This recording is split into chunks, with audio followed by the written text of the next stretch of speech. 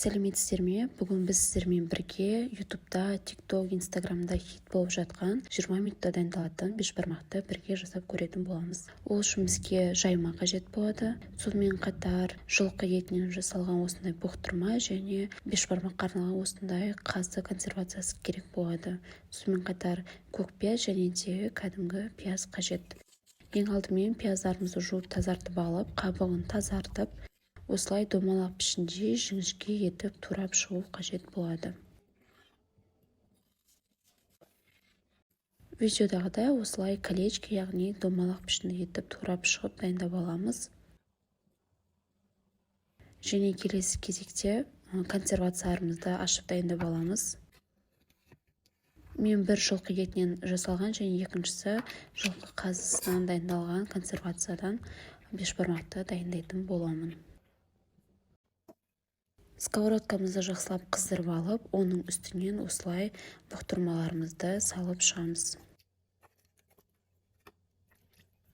Бұқтырмамыздың біріншісін салдым және енді екіншісін салатын боламын.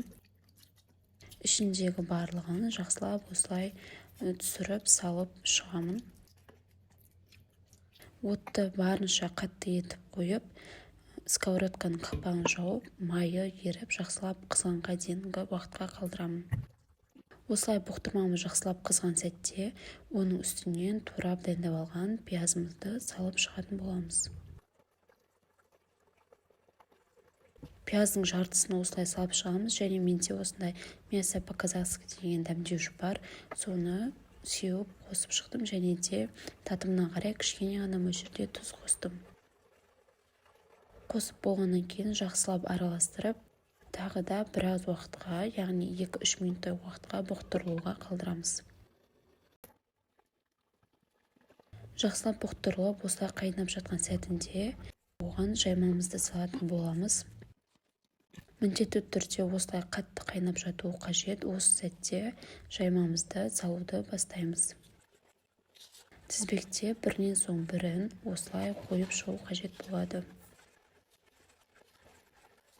Мен келмей жаймасын қолдандым. Сіздер қолдан жасап кептірілген жаймаларыңыз болса соны, немесе өзге де жайма түрлерін қолдансаңыздар болады.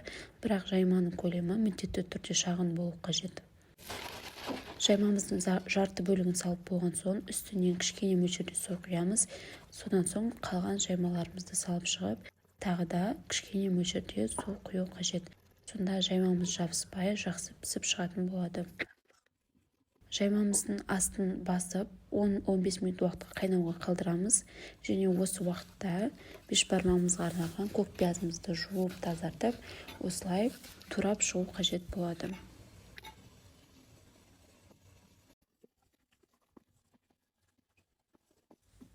Отымызды баяулатып қоятын боламыз. Қақпағын жауып, біраз уақытқа қайнатуға қалдырамыз. Біздің жаймамыз осылай жақсылап пісіп шықты. Оны тарелкамызға салып шығамыз. Алдымен жаймамызды орналастырамыз. Жайманы жақсылап барлығын салып шыққан соң үстінен жылқы етімізді, яғни бұқтырылған жылқы етін салып шығатын боламыз. Бұл бешбармақ өте тез дайындалады. Кешкі асқа дайындай салғанға өте аз ғана уақыттарыңызды алады. Міндетті түрде жасап көріңіздер. Менің YouTube каналымда өзге де кешкі асқа арналған және де таңғы асқа арналған рецептілерді көре аласыздар. Бешбармағымыз тез арада осылай дайын болып шықты. Оның үстінен туралған көк пиязымызды және де осындай пиязды дөңгелектеп кесіп шығып, бетінен салып шықтым. Тамақ өте дәмді, аппетитті көрініп тұр. Сіздер де осылай салсаңыздар болады. Осымен бешбармағымыз дайын болды. Видео ұнаса лайк басып, комментарий жазып, каналға тіркелуді ұмытпаңыздар. Назарларыңызға рахмет, барлықтарыңызға ас болсын.